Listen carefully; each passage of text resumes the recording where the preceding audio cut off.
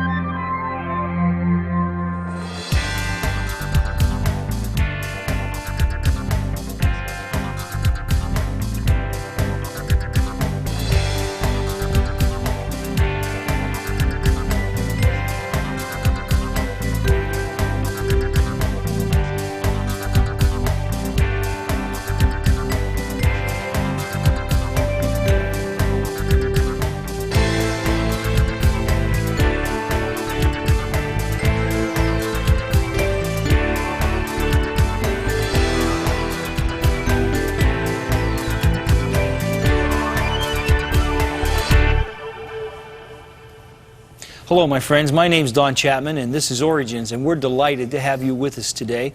You know, Origins is a forum where we take the evidence of science and use it to confirm the truth of creation. And so I hope you'll welcome with me today Dr. Brad Harrub, who is from Apologetics Press. And Brad, it's thrilled to have you here today. It's very good to be here. And I want to thank you for the research and the thought that you've done into this subject, because I think this is one where the church is left out there kind of behind and needs some answers. And so talk to us about human cloning, how we got here, and what Christians should do about it. Will you do that? You know, there's a lot of questions because folks want to know, what should a Christian's response be to cloning, to stem cell research, to some of these new and ever-changing medical technologies. You know, there was a time in the past when medicine was practiced for the good of humanity. The days of Alexander Fleming, Louis Pasteur, but somewhere along the line, something changed. And it appears today that science has taken on a whole new attitude. There was a poem written by a fellow named William Ernest Henley. The poem title is called Invictus. And I think that particular poem, the last two stanzas, represent pretty well the attitude of science today. The poem ends like this. It says, "I am the master of my fate. I am the captain of my soul." So, you know, think with me how the whole field of research has changed as that mentality has kind of taken over all of the scientific knowledge around us today. I want to share with you real quickly, Don, just a couple of the things that we already have experienced. For instance, in 1998, in the May issue of Science magazine, Science Journal, a company called Advanced Cell Technology reported that they had created the world's first transgenic cow-human hybrid. It was an embryo that possessed the DNA of both a cow and a human. That's mind-boggling to me. Yeah, and you know, it doesn't stop there. The very next year, Japanese researchers used those same methods to create 27 of these cow humans. They allowed them to grow for about 5 to 10 days and then intentionally destroyed them. Now, there's a couple of things that jump into my mind when you bring this up. The first one is, I guess, why would anyone want to? Well, while we can't be for sure what their purposes were, we know one of the purposes that many of these companies are pursuing this avenue is because they can get around the worldwide ban on human cloning. You know, I just can't help but point out that it seems to me that when we've moved as a culture away from believing in absolute truth to relative truth, where we can't say what is right and what is wrong. Now, for the Christian, we can still say that. That's right. But we're teaching our kids from early on that it may be right for you, but it's not right for somebody else, and who's to judge what's right and wrong? Well, we know what's right and wrong. God has said. That's right. And that's how we know right and wrong, is by God's revelation. But these scientists aren't looking to God for right and wrong. They're just seeing, what can I do and what can I get away with? Exactly. And you know, they're bending the rules by simply saying, okay, if I put a little cow DNA in here, then I can clone this, and it's not technically cloning a human. And so that's how they get... proceed with research they couldn't do if it was all human. Okay. Exactly, but the question then becomes, why stop at cow-human? 2001, the New Zealand Herald, on March 13th, they reported that scientists had cloned a human pig embryo. And again, they allowed it to grow for several days before then intentionally destroying it. One of the saddest reports came out of a Virginia lab last year, where researchers at that lab, for the very first time in human history, created life for the sole purpose of destroying it. They paid 12 women, they extracted from those women 162 eggs, they fertilized those eggs, they created 50 healthy living embryos, all of which were subsequently destroyed so that the researchers could get to the stem cells inside. When you devalue human life to that point, it's no wonder we have kids today growing up shooting each other over something as trivial as a pair of tennis shoes. Because we've taught them that this is just another animal. It doesn't really have any value. That's right.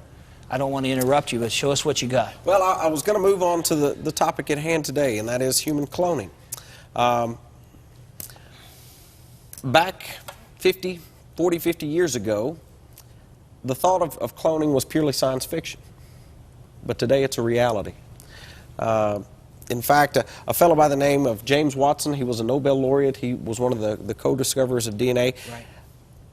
At one point in the past, he said this. He said, cloning, particularly of something so complex as a mammal with an adult cell, would be impossible. Now, this isn't Dark Ages. This is the guy who co-founded or co-discovered DNA with Crick. Exactly. And he's saying to us that we're not going to be able to do it. So we're talking about 1970s, 1980s? Exactly. And then, of course, as you know the rest of the story, we have a kind of a motto in science, and that is never say never. Absolutely. That was then. This is today. Can we clone things? Oh, we've been cloning things since the 1950s. 1950s, a fellow by the name of F.C. Stewart cloned leopard frogs, and we've been cloning vegetables. But people aren't very interested in leopard frogs and vegetables. They want to know, can we clone mammals? Absolutely. And more importantly, can we clone humans? That's right. In the past, it was very difficult, but Dolly changed all that. Hello, Dolly. Hello, Dolly. In February 27th, 1997 issue of Nature, it arrived in our mailbox, and inside of it was an article penned by a fellow named Ian Wilmot. I'm going to go up to the board and show you exactly what Dr. Wilmot did. Now, which of those is Dolly and which is Dr. Wilmot? Dolly would be the young one there. And okay. The black-faced sheep there would be her surrogate mother. All right. If we proceed on, you can see on this particular screen the process that Dr. Wilmot used. He took a cell from a 6-year-old sheep. He took a mammary gland cell from a 6-year-old sheep. He then took an egg cell. He cleaned out the genetic material from that egg cell.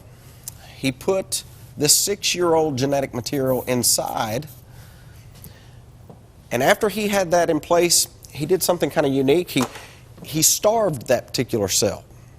And just before a cell dies, it will go into kind of a state of suspended animation, a survival state. It throws out all of its non-essential functions. And just before that cell died, he did two things. He zapped it with electricity, and then he poured the nutrients to it. And that new cell, it woke up, it looked around, and it forgot that it was a 6-year-old mammary gland cell. And all of a sudden, as you can see here on the chart, it began to divide. And so all he had to do at that point was to find a surrogate mother to put it in, and who was born a few months later but Dolly. And folks wanted to know, was she real?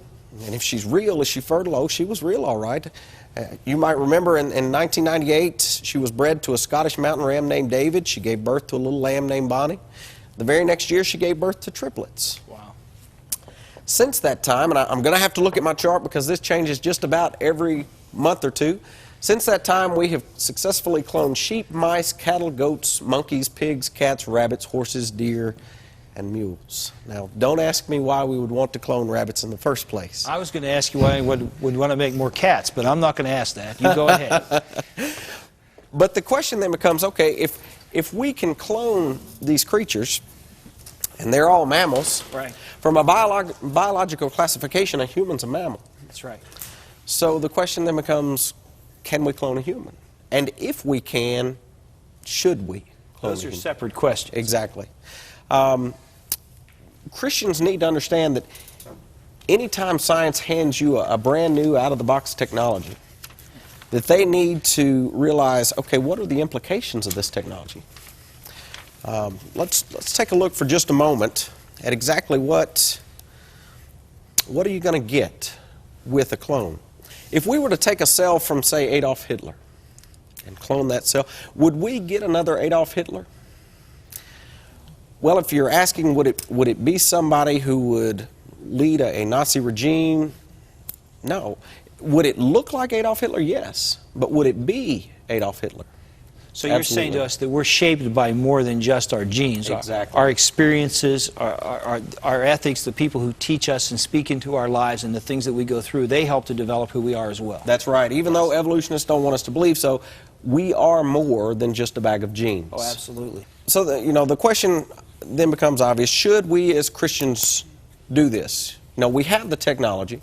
It's going to happen, isn't it? It's going to happen. I mean, you think about it. We know Ian Wilmot one day will probably receive an invitation to come to Sweden to receive a Nobel Prize because he was able to do something that men before him weren't able to do, and yet that's simply for cloning a sheep, a lowly sheep. Right. Think about the honors and the accolades that await the first human that can stand before the world and say, I cloned the first human being.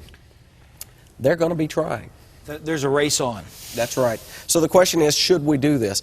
If we look at biblical principles, we go all the way back to the book of Genesis, and we look at how God first formed marriage and the institution. We realize He made Adam, He made Eve. Eve was His helpmeet, somebody that was suitable for Him. With cloning, you don't need a helpmeet. You don't need to be married. We read in 1 Timothy chapter 5, verse 14, where Paul said, I desire that young women marry, they bear children, they guide the house. Notice the divinely laid down plan there. They're first to marry, which many people in our society need to understand. That comes first. Then you bear children, then you guide the house. That's right. With cloning, you don't need marriage. You don't need a mate. You simply, all you need is genetic material from somebody. This thing circumvents God's plan for the family unit at every single turn. Now, it seems to me that the family is the very building block of a civilization. I don't know of any civilization in the history of the world that has ever existed without the family being at the very center of it. So scientifically, we're opening up a door here to say families aren't necessary anymore. I guess I'm asking you, can we culturally survive what science is giving us? Well, if you look in past history at some of these empires such as Rome, right, at what happened to some of these civilized nations, some of these massive empires that once they grabbed hold of what we would call immoral practices, that's right, the civilization fell. They didn't really fall to outside pressure. They fell from a lack of moral fortitude within inside. That is exactly right. And the greatest historians of Western culture have said that there's no doubt about it, it was the lack of morality that led to the fall of Rome. That's right. That's right. So, in looking at cloning, Christians need to look at the implications. Cloning would allow homosexual couples to bear children. It would allow single adults to bear children. Surrogate parents are needed. Parents could then begin selecting their traits for their children. You could select the gender. If you wanted a male child, you'd simply take a cell from a male person. If you wanted a female, you would take a cell from a female person. It's like pulling a slot on a vending machine and getting what you wanted. That's right. I mean, you think about all of the implications. There would be individuals who would be interested in cloning humans to have spare parts, yes, or for large statistical studies. And so this thing is going to go out wide and broad, and as Christians we need to realize, hey, there are implications to this technology. Just because we can do it doesn't make it right. No, that's right. There's lots of things that human beings are capable of doing that God said we shouldn't do. Exactly. And cloning would be very high on that list. I was going to give an example of what happens every time that we tinker with God's plan, using Sarah and Abraham there in Genesis chapter 16 as an example. You probably remember that God told Sarah, He said, "You're going to have a child in your old age," and Sarah laughed. I think, now, if my memory serves me correct, she didn't just laugh once, she laughed twice. And foolish Abraham, you know, if he'd been a man of his house like Job was and said, "You speak like one of the fools," but he listened to Sarah.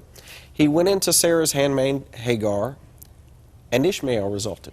Tried to help God out. Yeah. That's right. And if I were to ask you today, you know, was Ishmael the father of the Jewish race? No. At the end of that particular story, we learned what happened to Hagar and Ishmael. You remember that God told Abraham, "You take them on the edge of the wilderness and you send them out forever." Now that was His own flesh and blood. Right.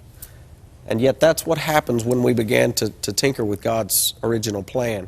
I want us to talk about, for just a moment, you know, I made it sound very easy with Dr. Wilmot cloning a sheep. Like, he got up one day, he went out, he drank a cup of coffee and decided, I'll go to the lab and clone a sheep. It's not the way it happened. No. You know, you read that Nature article and you find out he failed 277 times before he was finally successful once. You walked into his lab and all you saw over the counter and the sinks were dead and dying embryos. So is that acceptable now that we've entered the realm of human cloning? I've got a screen here that shows just how many, if I can, there we go, let me pull it back up. Shows just how many embryos were needed to produce just one single clone. And I think you can look down through there and realize, ethically speaking, this is not something that's safe, that's not something that we want to be moving towards in the realm of human cloning. Let's just be real clear here, Brad. When you're talking about embryos, you're talking about human life. That's right. Once an living creatures. Once an egg and a sperm have joined together, we have a new living human being. That's not a theological statement, that is a scientific statement. Exactly. And so what you're saying is that in this whole process, we're going to kill probably thousands of living human beings in order to make one to prove we can do it. That's right. Yeah. So the question then becomes, okay, what if, say, 2 or 3 months from now, on the cover of Time magazine, we have a picture of a healthy baby cloned boy? Okay. What's the next question? You know, to me, the next question becomes obvious, and that is, would a clone have a soul? Yeah, that's a huge question. In James chapter 2, verse 26, we read, "The body apart from the spirit is dead." You know, if I were to ask somebody, okay, why did you die? Well, I got hit by a truck or Parkinson's. You know, Ecclesiastes 12, verse 7 tells us that when the soul returns to God who gave it, that's when death happens. The body apart from the spirit is dead. If that's true, then the opposite or the converse of that statement must also be true, in that if the body is living, then the soul or the spirit must be present. So you're saying if it's a human being and it's living, it's got a soul and a spirit. If God allows this to happen, if He allows there to be a living, cloned individual, then according to Scripture, it's going to have a soul. Then we as the church must treat that clone as a living human being. Right. And it shouldn't be that surprising to us, because we know, genetically speaking, identical twins have actually closer genes than a clone does to the cell that it was taken from. So I don't think anybody would argue that identical twins, one of those doesn't have a soul. I've never heard that argued. In fact, I've led identical twins to the Lord, and they both came to know Jesus, so I know they both had souls and spirits. You know, we got to take a break right now, but we're going to come back in just a couple of minutes, and I want to reason with you about what we as Christians should do. You know, we don't control our culture, we don't control the scientific community, but we've got to react to it, and we've got to know where we stand with it. And so we're going to be coming back to search your mind with mine to see where Christians should stand on this and what we can do. So we're going to a break right now, but don't you go away. We got some good answers you're going to need to hear as soon as we come back. See you soon. Creation versus evolution. You weigh the evidence. The monarch butterfly, miraculous metamorphosis.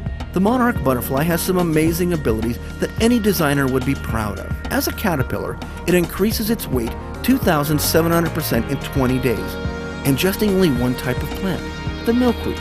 which is poisonous to other animals. The female butterfly can smell a male butterfly up to 2 miles away. It navigates alone to a never-before-seen location over 2,000 miles away. Random chance processes explaining this unusual creature is beyond the realm of reason.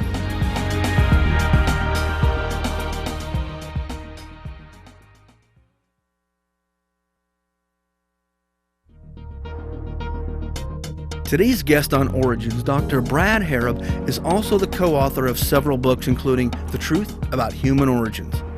If you have an interest in the creation-evolution controversy, you'll definitely want The Truth About Human Origins for your personal library. Book orders are being taken at 1-800-234-8558. Dr. Harrop also serves as the Director of Scientific Information at Apologetics Press and has written many articles concerning creation that are available. For more information about our guest, you can write to Apologetics Press Incorporated, 230 Landmark Drive, Montgomery, Alabama 36117, or visit their website at www.apologeticspress.com.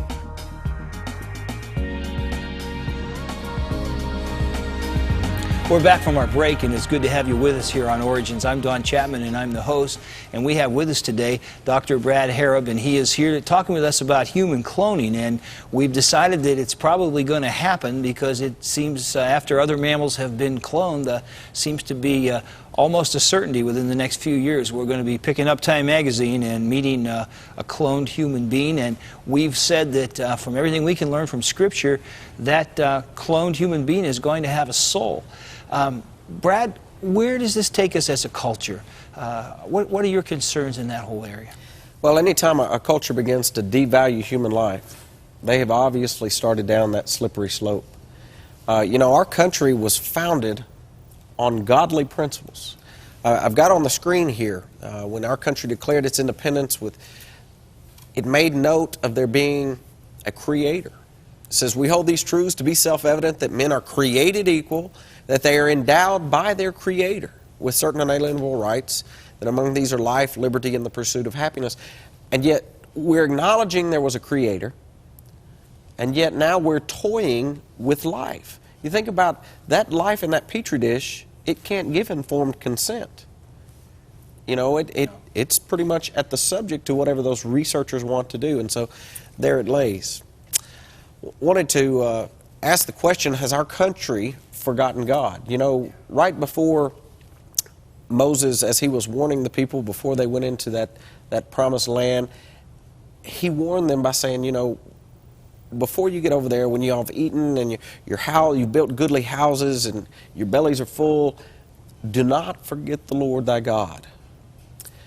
And I'm afraid here in our own land of milk and honey, we may be at a point where we have forgotten Almighty God. I think that's an incredible comparison because, you know, the context of that is when they were in the wilderness and they had to depend upon God every day literally for their bread to fall from the sky and for water to come sometimes from a rock, you didn't get very far away from God because you needed that desperately. But the context is, God says, when you get in your own houses and you're digging copper out of those sides of the hill and you're planting crops and they're producing the harvest, you're going to get to thinking, you know, I'm doing this. I don't need God. That is right. And you know, I've done some reading about America at its founding, and all of our founding fathers, George Washington, Ben Franklin, even Thomas Jefferson, acknowledged that we would not have won our War of Independence if it hadn't been for the providence of God. That's right. And so during the days when we were in utter desperation to see this nation established, we were glad to acknowledge the hand and the provision of God. Exactly. But now, a couple hundred years later, when we've built our factories and we think we're the smartest people that have ever lived, and we think we've caused the blessing of America, it's pretty easy to forget God. That's right. And we are losing here one of the things that made America great and that brought God's blessing, and that is recognizing and honoring the sanctity of human life. That's right. So this is bigger than cloning, isn't it? You know, Genesis chapter 1, verse 26 and 27, we were told that we were made in the image and likeness of Almighty God. And, you know, we need to keep in the forefront of our minds, if human life has absolutely little to no value, what are we saying about the gift of God's Son? Yeah. Why did he come to this earth? Jesus didn't come to die for the dolphins. He came to die for the humans. Exactly. Because they were of sacred and infinite worth. That's right. And if we forget that, then we're out of line with God's value on human beings. You know, folks, this has been an incredibly important show. We need shows like this. We need people like Dr. Brad to help us through this scientific minefield of ethics that science is creating for us. I thank you so much for coming and joining in. If you've got questions, don't be afraid to write to me at Origins, Cornerstone Television, Wall, PA, or email me at the address there on the screen. And we'll continue to look to creation scientists for some good information to help us know. You know, I want to remind you of something, and that is that it's God's view that He created you. That ought to be your worldview too. I hope you'll join me again as we continue to take the evidence of science to confirm the truth of creation. See you next time. God bless you.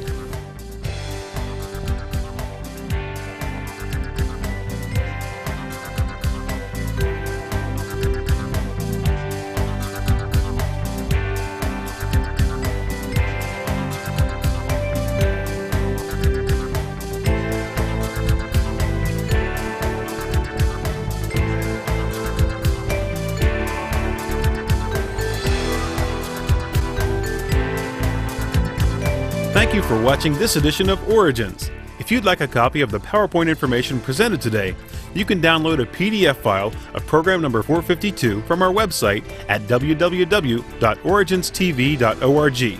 Or for a DVD of this series, send a $12 donation to cover shipping and handling and write to Origins program number 452, Cornerstone Television, Wall, Pennsylvania 15148.